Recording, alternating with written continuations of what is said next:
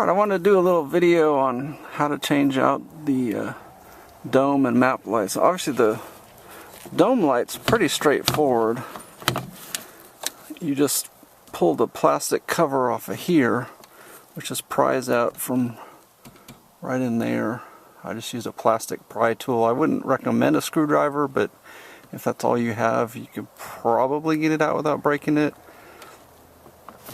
Then there's 3 screws, 1, 2, and a third one in there, and then this just drops down. And the reason I'm doing this is because I can't figure out how to just pull those map lights out of there. I mean, mine are obviously working, although as you see they're, well, on camera they look very bright, but they're actually very dull.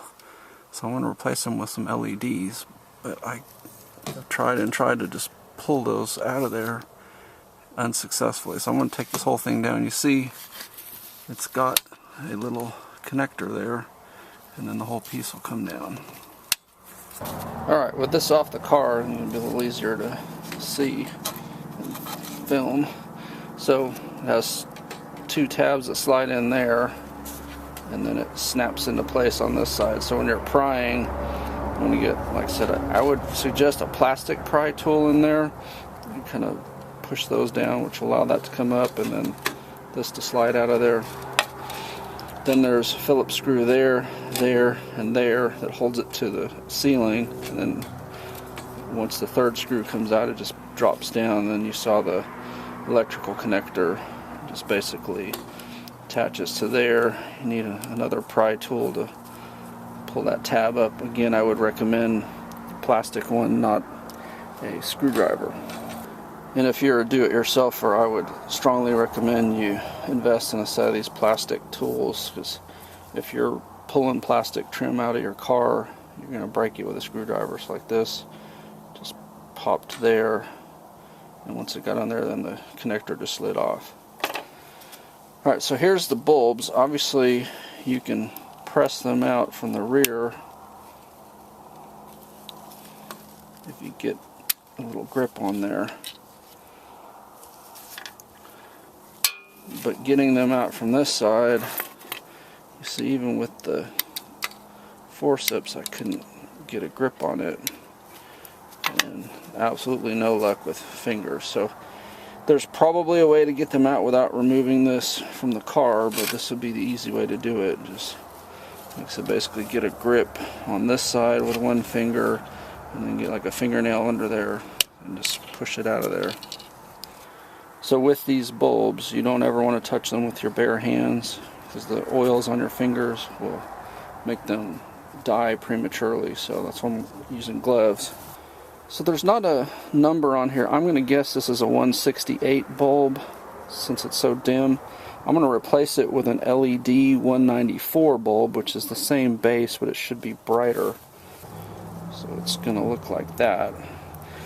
The thing you have with an LED bulb that you don't have with an incandescent bulb is it's polarized, meaning only one will work for hot and ground. So if you put it in and it doesn't work, it doesn't necessarily mean the bulb's dead. You just have to pull it out and flip it over. So I'm going to have to install these off the vehicle and test them before I bolt this back into the roof, and then find out I have to take it all apart again. So putting these in, because it's going to be a little more challenging than just popping an incandescent bulb in.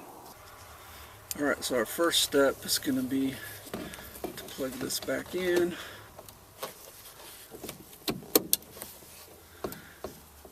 And then, like I said, we'll test the bulbs, make sure we get the polarity right.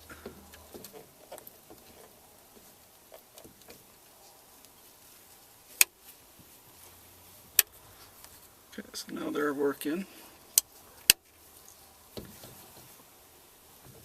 And then to replace this, you just slide it back in.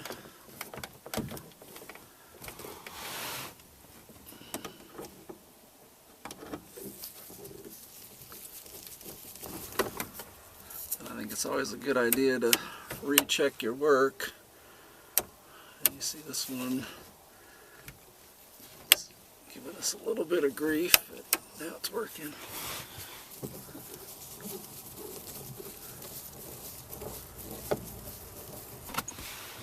And the main dome light is a 194.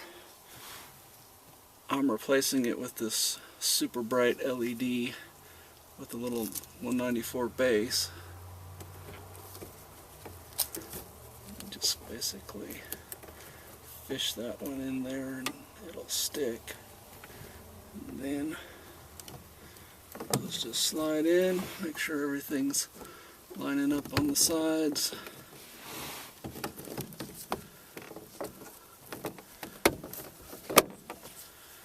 And that's it.